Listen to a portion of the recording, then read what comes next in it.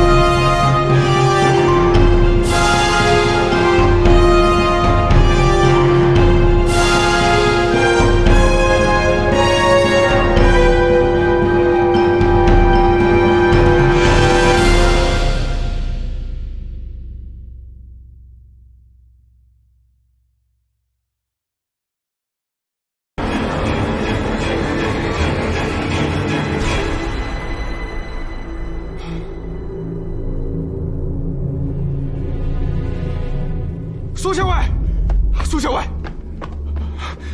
发生一起斩首案，死者是一名年轻女子，身首异处。科学验尸，仵作钟世载在此。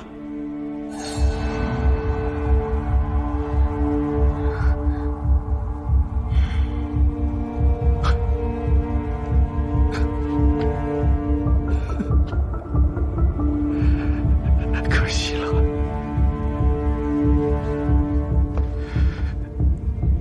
做仵作的机会也不再有了。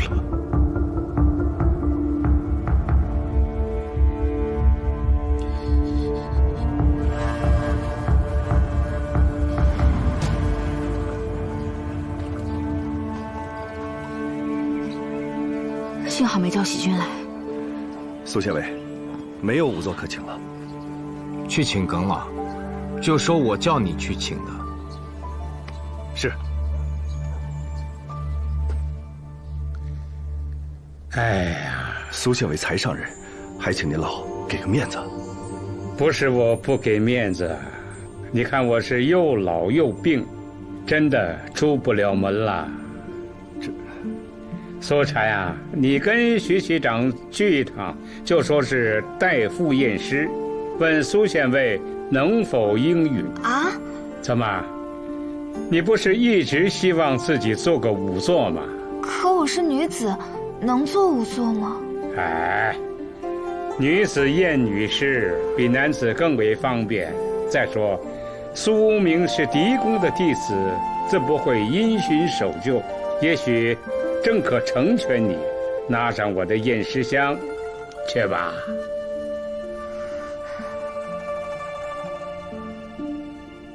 去吧。嗯。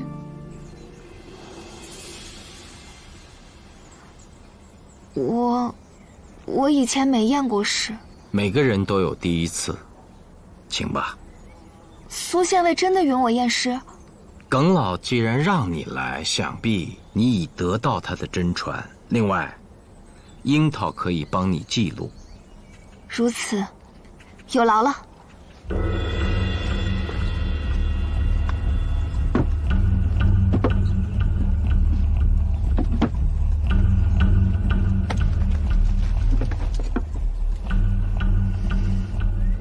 记，向下皮肉卷缩，两肩颈骨高耸，周遭有喷射状血迹，这是生前遭砍杀的尸状。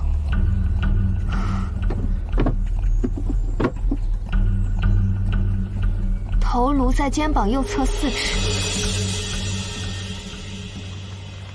头颅断面平整，可与躯体接上，故推断应是被刀剑之类的利器所砍，且杀人过程为一斩而就，应即刻寻找亲属辨认尸体，确保身首为同一人。丧命时间，观伤口应该在亥时，最晚子初时分。苏县尉，我不知道还需要验什么了。验得很仔细，思路清晰，判断无误，未来必是可继承耿老衣钵的好仵作。徐期长在，按仵作所言，立刻去寻找死者亲属。今日仵作苏禅可得最高验尸费用。另外，未来万年县需要请仵作时，均可请苏禅。是。苏禅，你不错，一点都不比苏县尉验的差。恭喜你成为女仵作。其实你并非第一个，我们之前在石阳县也见过，且不止一个，所以你并不孤单。尸体都看过了，能确认身份吗？就是我的女儿，昨天还好好的。都怪你，孩子捡那点倒霉的钱就应该扔出去，你倒好，还当什么好事？捡钱？哎，娘，你看，这是谁丢的呀？这个荷包是你们谁的呀？卖包子。不是我。哎呀，快数数有多少？哎。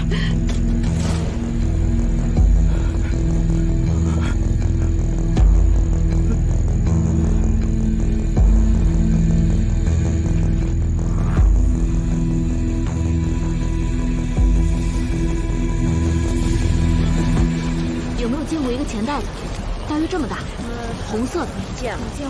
特别想讲那个。今天我们就没去过十字路。苏县尉，附近街巷都问过了，从未发生过这种事情。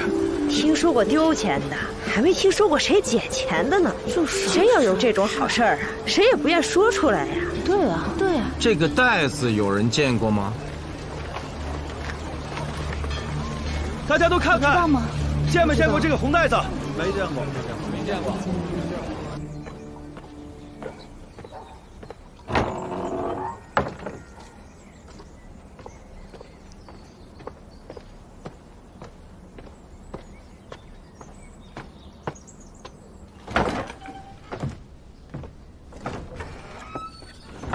二师兄，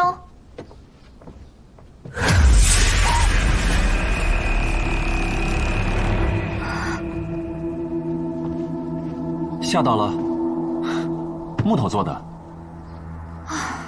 平时没事了就用它练习妆容之术。看看你这儿，哪还有个家的样子？你现在应该承认了吧？不再做仵作，又从家里搬出去，就是嫉妒爹对大师兄比对你好。当年刑部和大理寺都向爹要仵作，爹推荐的是大师兄，却不是你。你是不是还在生爹的气？都过去了。来喝碗汤吧，这是我亲手做的三乐姜骨汤。那不是西式的名饮，达官贵人喝的，你自己在家做得了？这有什么难的？就是用喝梨乐、安摩乐、皮梨乐3种果子煎汁，再配上猪筒骨一起煮。那我可要尝尝。来，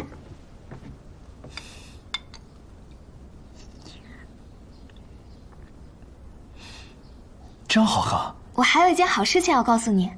一大早我就听说师兄被宫蟹抓了，我心里特别难过。还能有什么好事啊？是啊，和大师兄的事情比起来，我当不当仵作也就不算个事。你要当仵作？是苏县尉允许的，验的是一具被斩首的女尸。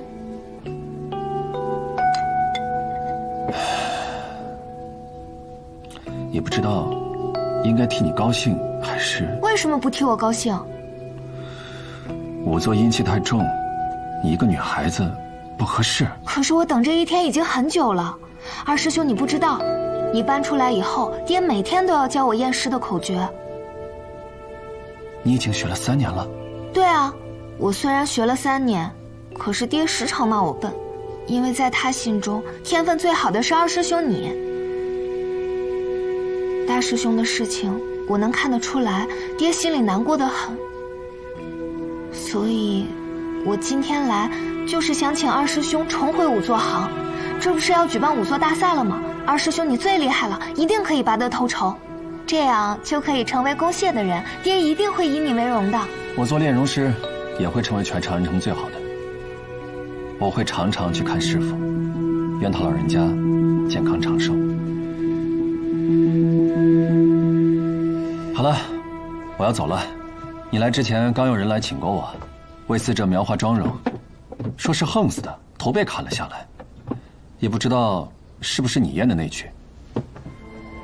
泽禅，谢谢你做的汤，好喝极了。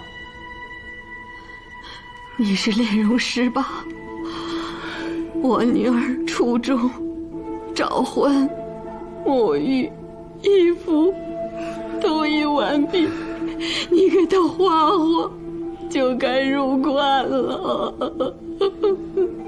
不急，你兄里哀邦国之忧，你丧礼哀死亡，丧礼万事不可略省。每结妆容之前，炼容师亦自有一事：同人起于青，名医起左伯涛，挽歌起扶欧。炼容之礼，当自因妖始。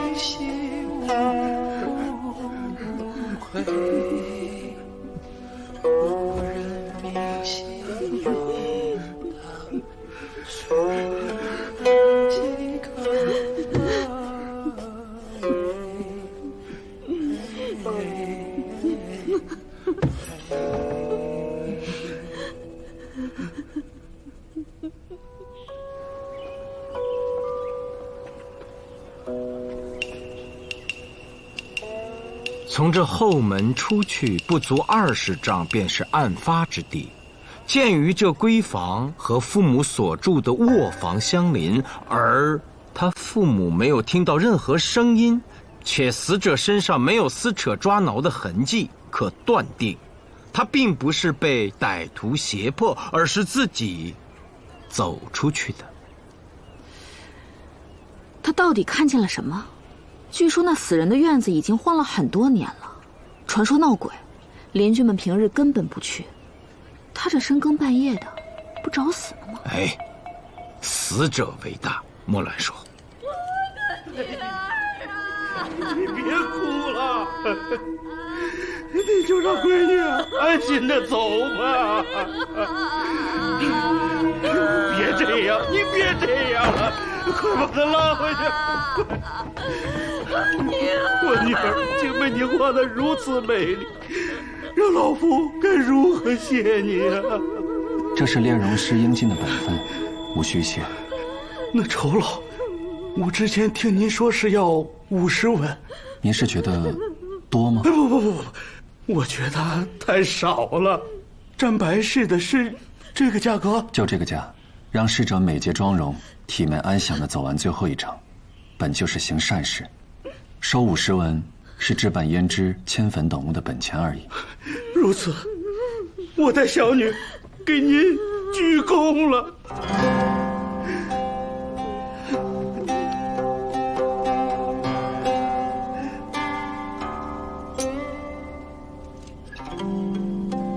画的是真好。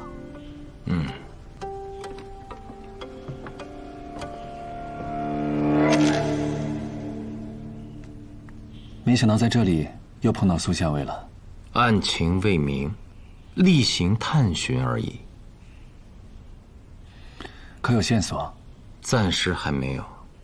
不过就今日之所见，让我更能感受到你这份职业的意义。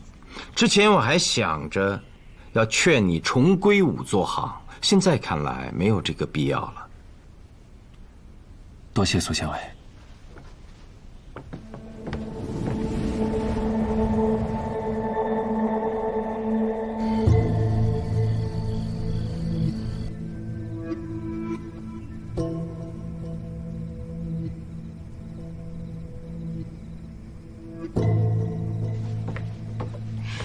最近苏山店的生意很好，到了月底又可以分钱了。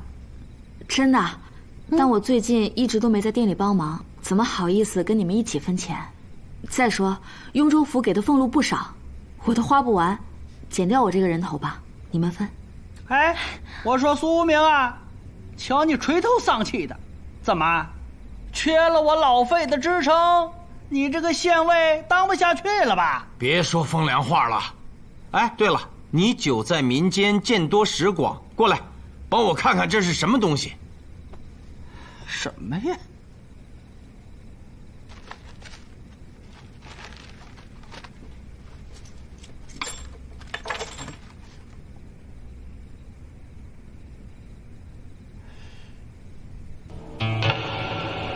这是何人的？一个被斩首的死者。可是被杀之人在路口捡的。飞叔，你怎么知道？这是别人丢的储气袋，借寿用的。借寿？师父，你对我恩重如山，我一直没有机会报答你。若是能选，徒儿宁愿借寿给您的。师父。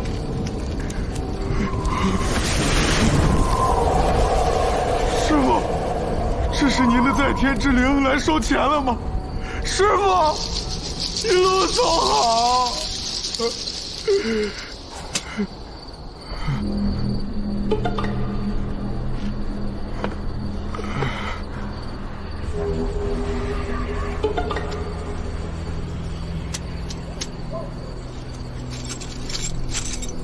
哎，这谁丢的钱袋啊？这种事儿在鬼市时有发生。一个人将要死去，而他身边挚爱他的人不想他死，就装一些钱在储气袋中，扔到各个路口。若有人捡到，就等于是把自己的寿命借给那将死之人了。但是把捡钱的人杀了，这可不是借寿啊，这是抢寿啊！这在鬼市中都极为少见。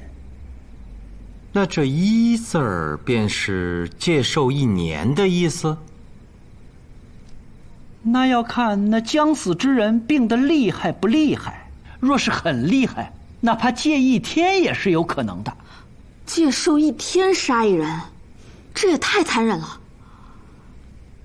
写着字的人虽说用笔很熟练，但字却写得勉勉强强。哦，义兄，你看，他的收笔很用力，一看就没有先生教过。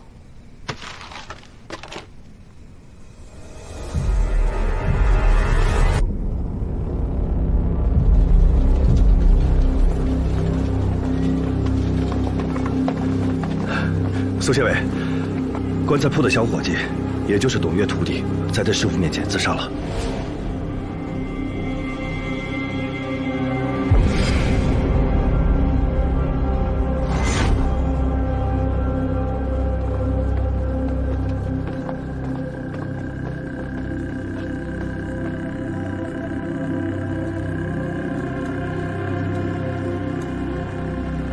这把剑啊，平时就放在这儿。据说是辟邪用的。要说这董月干了一辈子仵作，身上真有点邪气。他横死，肯定心有不甘啊，非要把徒弟带去给他陪葬。徐系长，你怎么知道他是自杀？这不是很明显，他就是请仵作。是。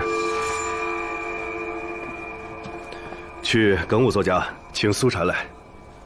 是。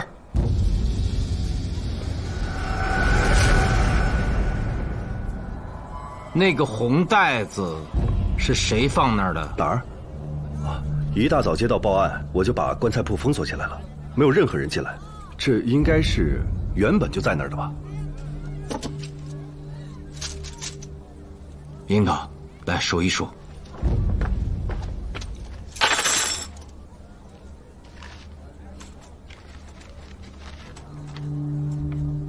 7749。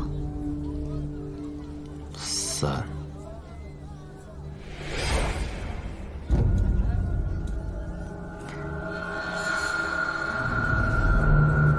验，死者口眼张开。记下。验，死者双手均未见伤痕。需分开记录。哦，我的错。验，死者左手未见伤痕。记下。验，死者右手未见伤痕。验，伤口在左胸前，洞穿而过，此剑钝而不利，故推断行凶之人有极强的臂力，且是在死者不注意时一击毙命的。你怎么确定是有凶手？为何不是中邪自杀的呢？若是自杀，以死者的臂长根本握不到剑柄，若握住剑身刺入并洞穿其胸膛，那么手掌必然会留下伤痕。更何况以此剑之钝，绝没有此可能。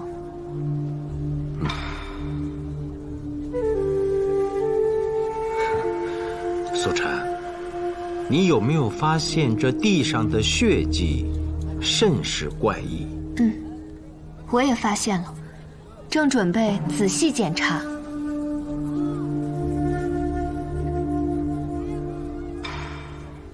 爹，您听我刚说的验尸过程，可有纰漏？没有。要是您能跟我一块儿去就好了，还可以亲自指点我。哎，一袋钱，7749枚。是的，先前那个被斩首的女子也捡到过这样一袋钱。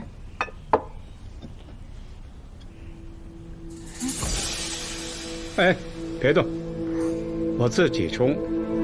这袋子里装的是马钱子。啊？马钱子？爹，您把这剧毒之物放这儿干嘛呀？虽说是剧毒，但适量用，它就是一味草药。它可消肿止痛、通络清血，更重要的是，他可解装毒之苦。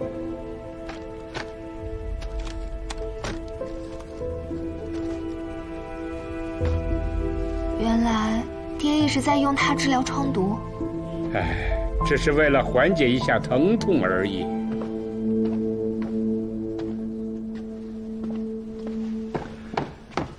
苏县尉，耿无伤来了。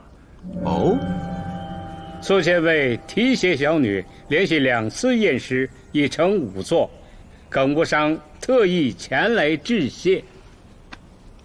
耿老，您亲手培养了这么好的仵作，应当是苏明代公谢，谢您老才对呀。哎，客气了，客气了。耿老，请慢用。苏县尉，这么说，耿老是想看看那2个畜气袋？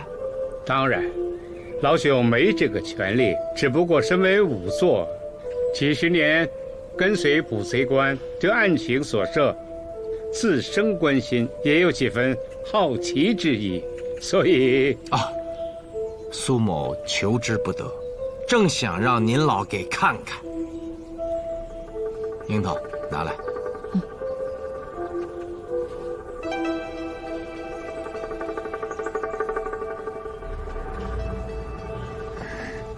爹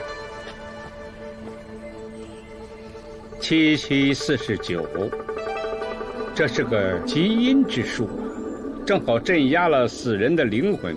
杀人借命，并非前所未有。20年前，长安也发生过这样的案子。一个商人受方士的教唆，为给父亲借灵延寿，连杀4人。出气袋中分别写了1369的数字。当时我记得幺儿还是个不到10岁的孩子，刚进师门，协助我验尸时，吓得直哭。时任县尉杜审言根据公谢验尸所得，很快就找到了凶器，锁定了嫌疑人，抓住了凶手。最终，凶手和那方士都被朝廷判了腰斩。这借寿邪术不过是权贵用金钱买命的把戏。现在发现了13，还会有69，那岂不是还会有2人遇害？这袋子里也有数字？有，就在我这儿。您老请看。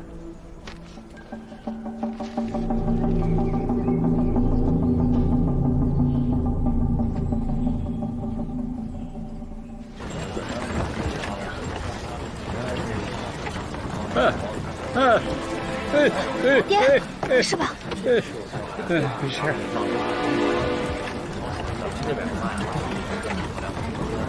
你去找一下幺儿，你跟他说，我叫他到家里来吃顿饭。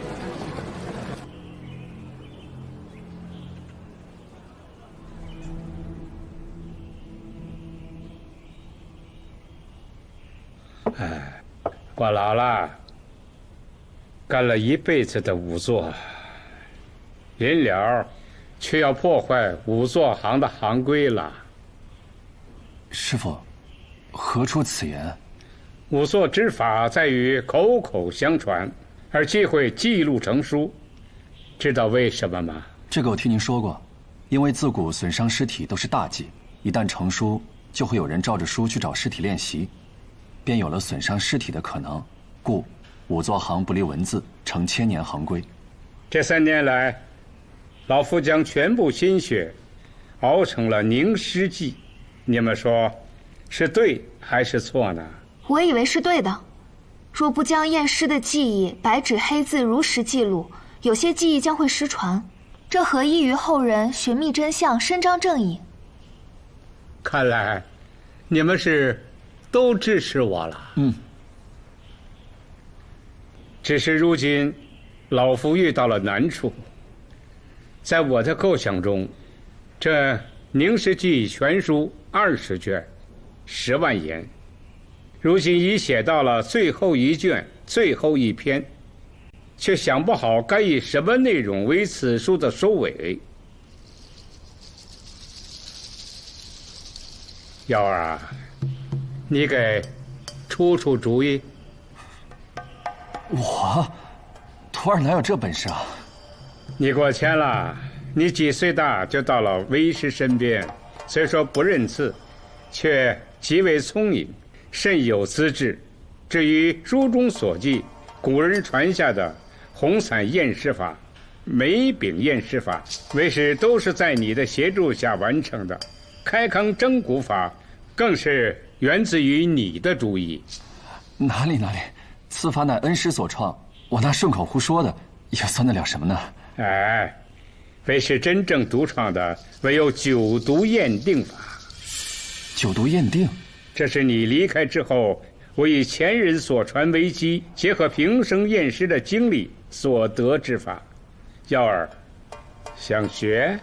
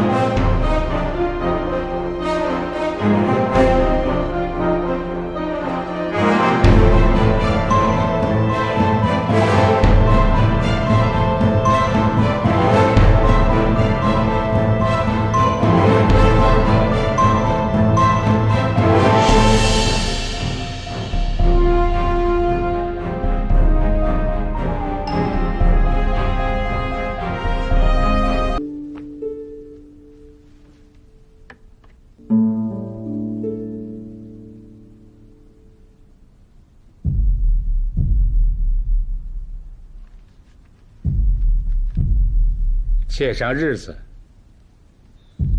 ，6月23。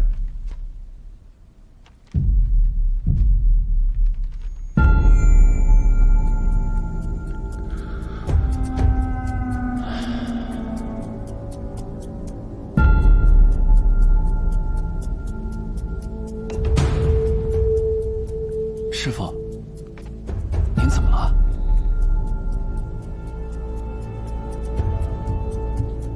没什么。我明白，毕竟大师兄跟随您多年，但师父不必难过，不是您无情，而是他终是在自作孽不可活。我已经想好了，这最后一篇写什么了，就写仵作为何不能杀人。师父，恕弟子直言，这没什么好写的吧？任何人都不可以杀人呢。您再想想，一定有比这更好的篇章，视作凝尸记的结尾。可为师这身体……您放心，您的手还有呢。你怎么知道？我虽然搬出去住了，但不是每隔3天都来探望您吗？其实，每隔3天，我也会去道观里为您求一次寿。早就得到了神灵的启示，说您的寿还长着呢。二师兄重孝道，苏禅不急。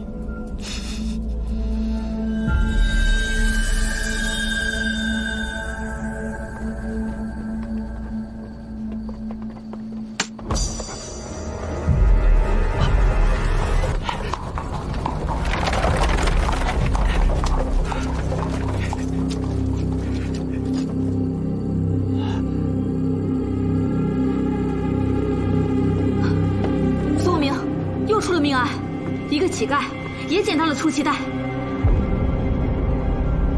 叫上仵作苏禅。仵作苏禅前来验尸，无关人等退后。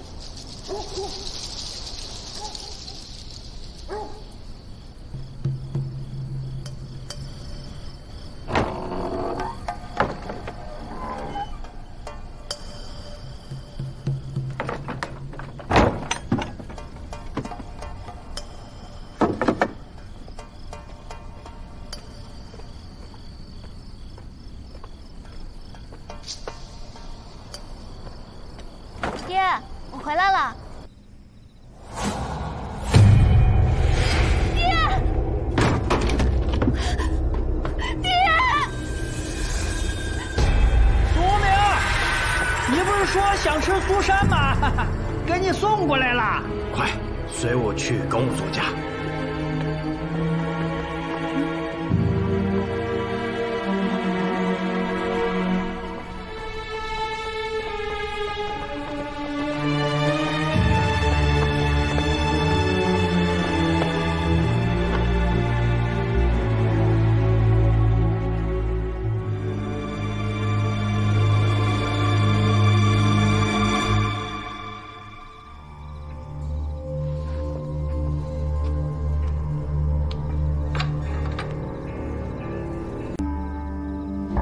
是谁先发现的尸体？是我。苏禅，人死不能复生，现在最重要的是找到凶手，以告慰耿老仵作在天之灵。无凶手？什么？你验过尸？我并未动过尸体，可我爹几日前曾教过我，他这是马钱子中毒之象，而马钱子正是我爹用来抵御创毒之痛的。我观现场并无打斗痕迹，故而推断，我爹是服用了过量的马钱子。这马钱子毒之前倒是听说过，还真没亲眼见过。这马钱子是一味药材，可以消肿止痛，但一般不多见，因为稍有不慎极易中毒，一旦中毒极其痛苦，头足相救，其事如弓，也像织布机，所以又叫千机药。中马钱子之毒者，起初无力，脖子发硬，继而肩部和大腿陷入痉挛，直至周身抽搐，最后全身蜷缩入弯弓，反复弯曲多次，其痛苦可为人间之罪。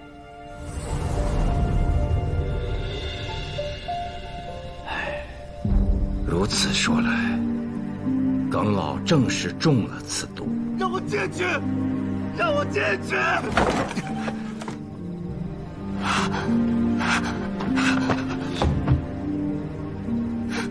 师父！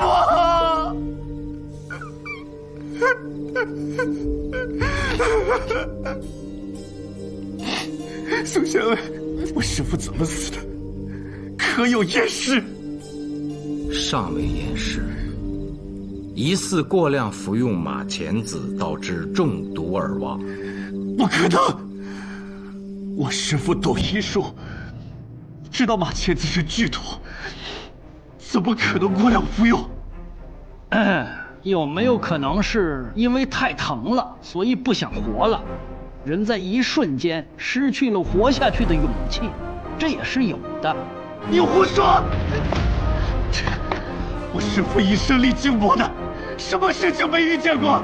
怎么可能因为受不了超度之痛自寻短见？这是干什么？二师兄，松手！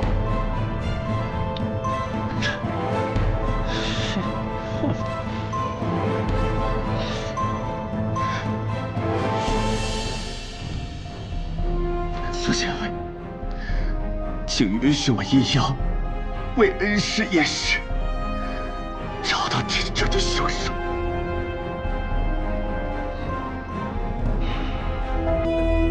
不要，苏晨，可配合他。是。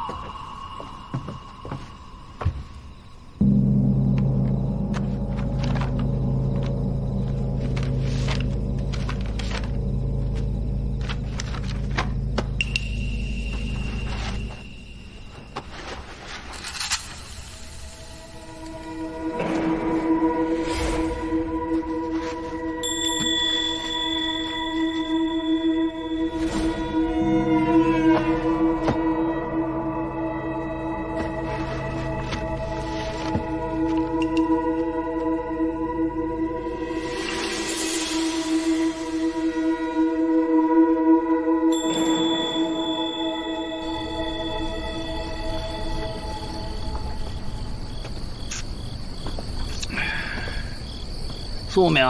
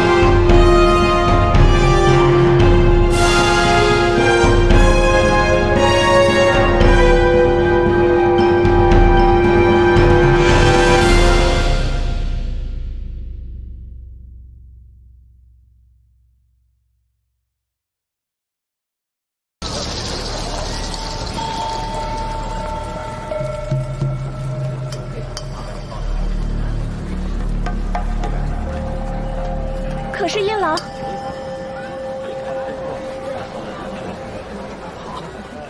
上次多亏了您为我爹整洁面容，老人家走得格外庄重安详，多谢您了。啊，是我应该做的。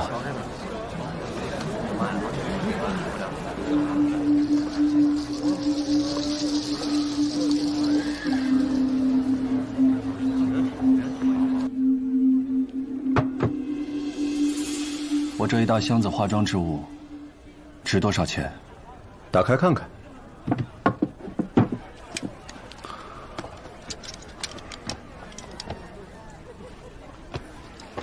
都卖啊？都卖。确实不少，也真是有些好东西。给你2000钱，3000钱，2300钱，最少3000钱。这是整个长安唯一炼容师的所用之物啊！今日之后，再无炼容师。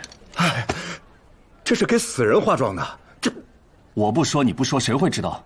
我这一大箱子若是给活人化的，你最少要出6000钱，3000钱你要不要？要。你回来了。3000钱，拿着，我把箱子卖了。二师兄，我知道那个化妆箱就是你的全部财产，你为何给我？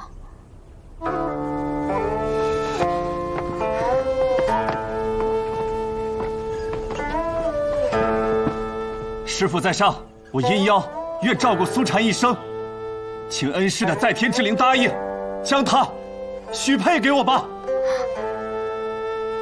二师兄，我之前一直以为你并不喜欢我。为什么这么说？因为你搬出去住了。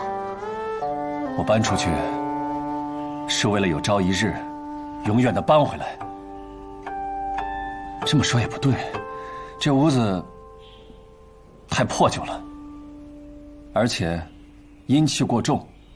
未来的天下第一仵作将是公谢的人，受人尊重，后人也可以考取功名。所以，我们应该搬到更宽敞明亮的大宅子里。仵作大赛，你真没有把握？本来是没有把握的，但如今，只要将我和师父合铸的凝尸剂献给公谢，谁敢不把第一仵作的名号给我？二师兄，爹更希望你凭借自己的本事拿得前3甲。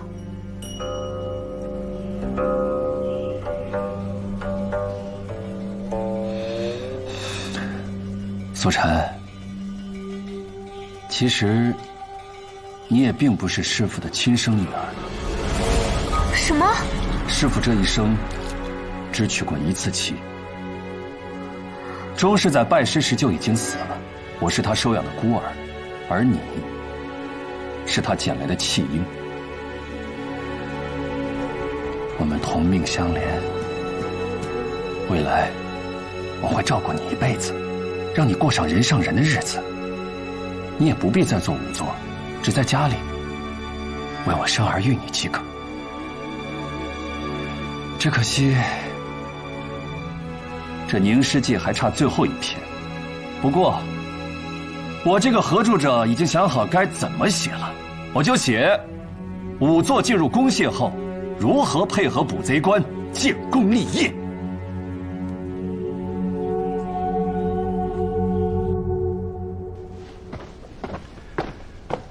县尉，连续3起命案都没有抓到凶手，按规制当将案卷转送雍州府。不急，耿老的灵堂布置好了吗？布置好了，阴妖说算好了日子，今日就会下葬。今日就要下葬？樱桃，拿人。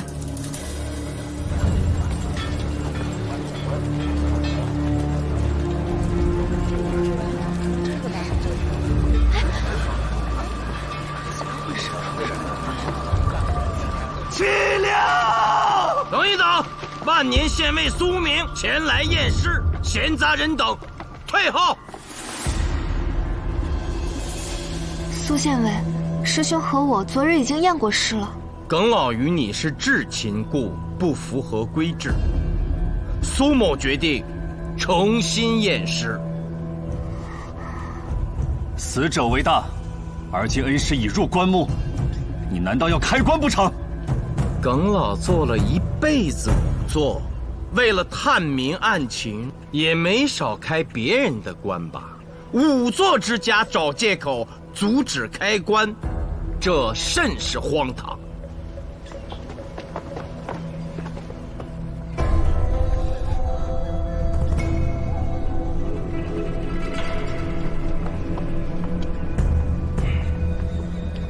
你们都先出去，我要先祭拜耿老。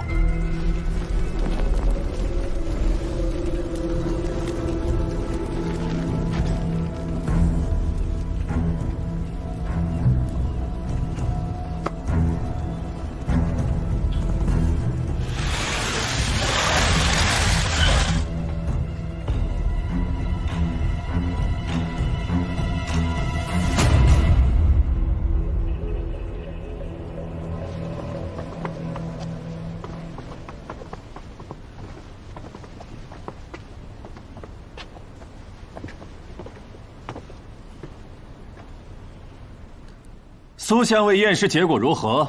莫非我师父不是死于马钱子之毒？是。他的手上、臂上、颈上、脸上可有抓痕？没有。可有反抗撕扯的痕迹？没有。也就是说，我师父是自己服用的马钱子，而并非被人强灌进入口中的。没错。那你开棺验尸验的是什么？这是对我恩师的大不敬！我要去告你！告我？你怕是没这机会了。我在耿老身上发现了这个。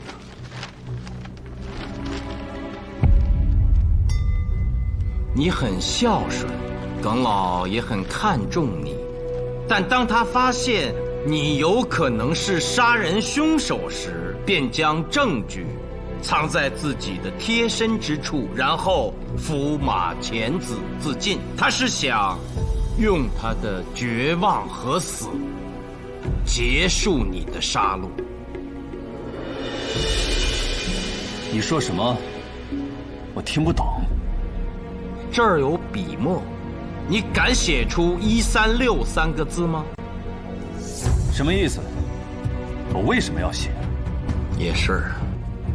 你现在有了警惕，即便写出来，也不会露破绽。这也是耿老的高明之处。写上日子，6月23。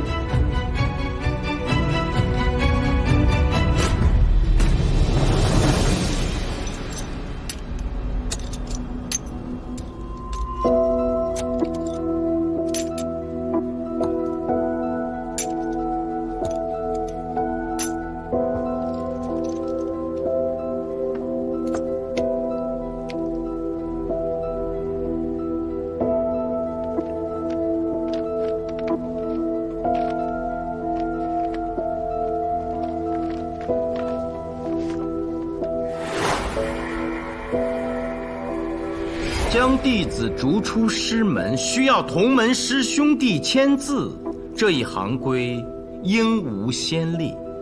耿老就是要看看你的笔体。怎么可能？我师父就是个仵作。他虽是仵作，却先于本官推断出董月之死终是在逃不了干系。喜君，对照出气袋中的纸条，验着文书上的字迹。是。一友，真的是你？为什么？究竟是一片孝心，还是怕我爹没命写不完您诗集？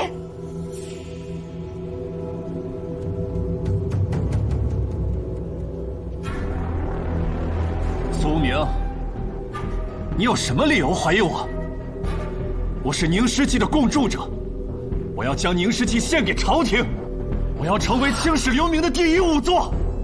我刚才说了，你没有机会了。来，看看这个。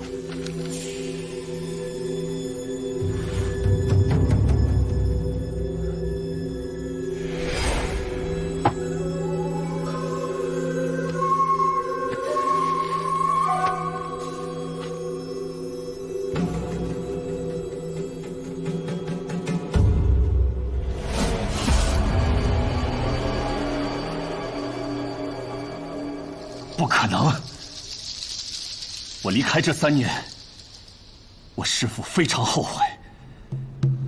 他让我一起署名仵作之书，就是在补偿我。那天他虽然说了一些恭维炼荣师的话，但我知道，他心里想的，就是让我重回仵作行，光耀师门。耿老已经为仵作之书的最后一卷、最后一篇确定了名字：仵作不可杀人论。单看这名字，我也很难理解。再看这纸条，我就明白了，耿老是在暗示，之所以不许你重归仵作行，是因为你杀了人。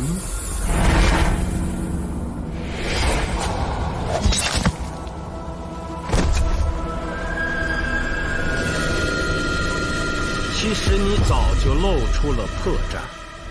董月的徒弟死了，在他的尸体后，地上有一块四方形，没有血迹，这就是你所谓的炼荣之礼吧？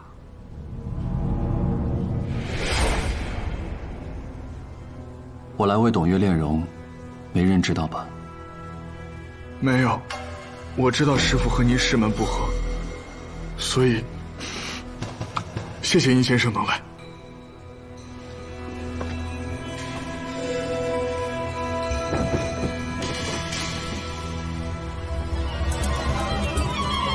这是做什么？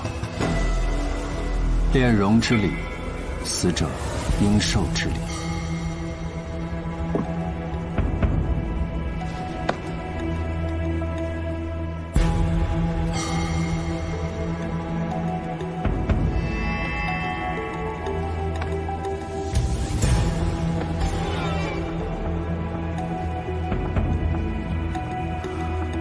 我能做些什么？站到我前面来，跟着我学。哦。面朝门外，为师父祈福。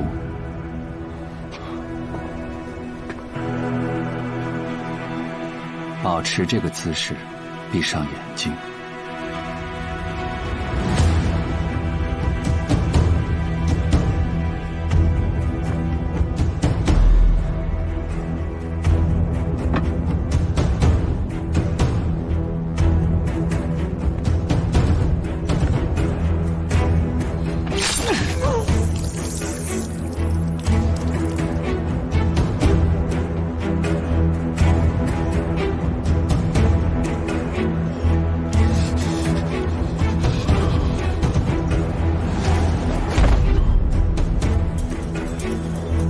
正值子时，应有更夫经过棺材铺，你担心被发现，故仓皇逃走，并没来得及擦拭地上的血迹，便留下了证据。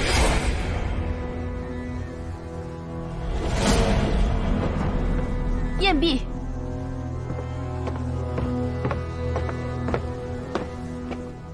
这文书中署名阴妖的字迹，与出期带中字条的字迹，均出于同一个人。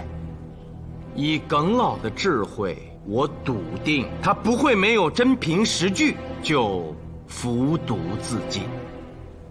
故我开棺验尸，果然发现他将你没有防备之时留下的字迹藏在了自己的怀中。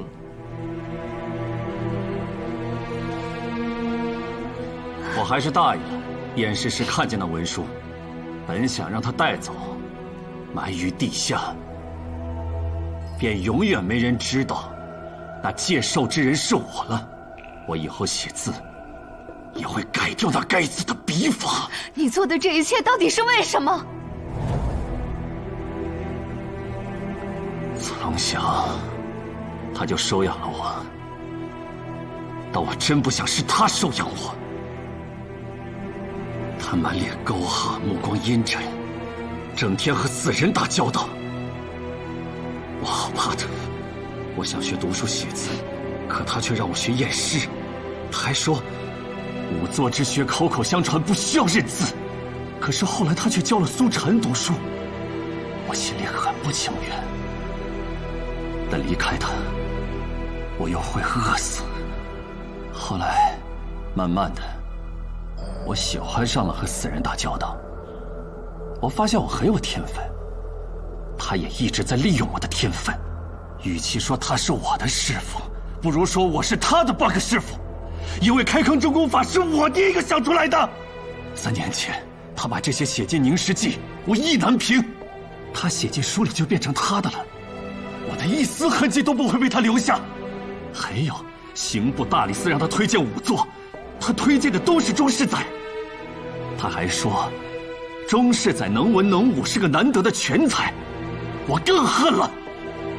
既如此，为何不教我读书写字，让我成个文武全才？3年来，你不仅学会了写字，从你用剑的力道上看，你还学会了武艺。不会，当我力气大。我每天晚上都在仇恨中拼命的猛刺、砍杀。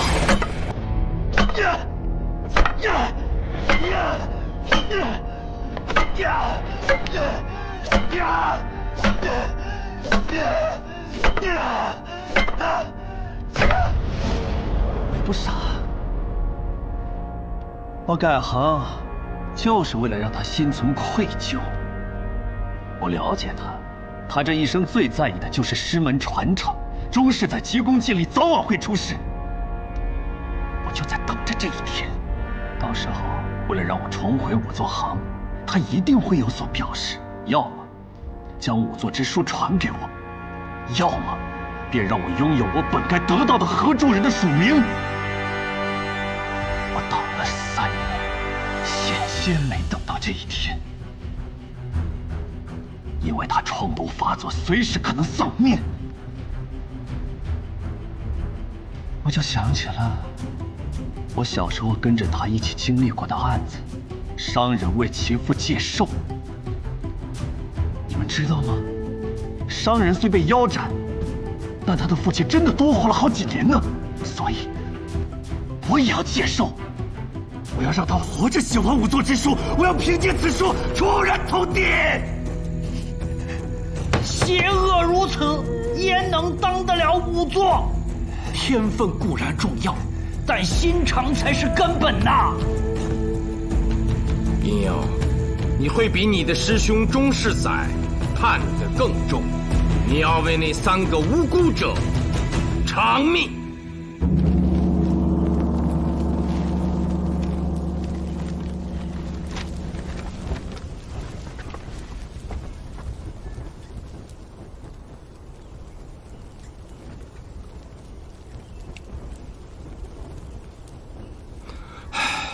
那天晚上，爹问过我。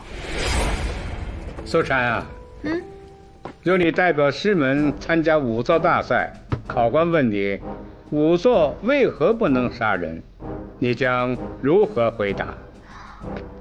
仵作不可杀人，会有人说这是一句废话，因为任何人都不可以杀人，但这却是仵作的行规。原因之一，仵作见惯了尸体和凶杀现场，面对杀完人之后可怖的场景很是麻木。仵作还很了解凶器和杀人手段，故必须强调仵作不可杀人，否则会变成杀人恶魔。其二，若仵作杀人且又验尸，那真相将会被束之高阁。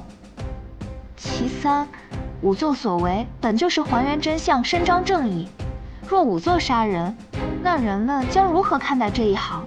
失去信任，人们将不再认为仵作与真相正义相关。故强调仵作不可杀人，这一行才可立于天地之间。说得好，说得好，爹就将你所说作为我这部《凝尸记》的尾篇。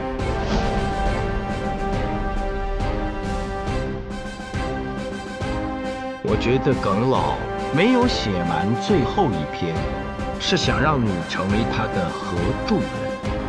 什么？仵作为何不可杀人的道理，本就是你讲出来的。作为他的女儿，你有责任替他完成此书。有了这部书的加持，你未来在仵作行将受到格外的尊重。我想，这也是耿老有意留给你的机会。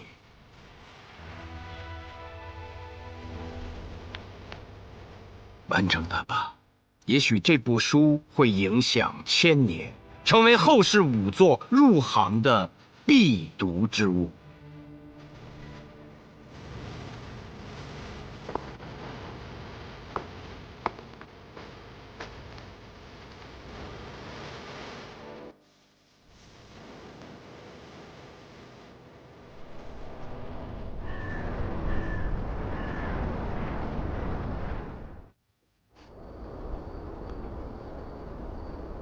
天子已下令取消了仵作大赛，但鉴于耿无伤、苏禅父女有助宁师记的功德，特准苏禅进入宫械，为专职仵作。去见及后代可自由选择，可当仵作，亦可不当，还可考取功名。这是好事儿啊！哎，我也打听到一些消息。我说你怎么神神秘秘的？直说。天子之所以要举办仵作大赛，是因为看了你的奏折。我的奏折？对啊，你西行回来时不是交给陛下了吗？你是说这一连串的命案，竟是由我卢凌风而起？我可没这么说。好你个苏无名，这份奏折也有你一份。我上书陛下时说明了，那是你与我同写的。这怎么还急了？我是想说，天子时常翻看你的奏折，这说明什么？这说明在天子心里，你卢凌风很重要。是吗？明日，陛下要召我入宫，还不知为何事。应是好事，一定是好事。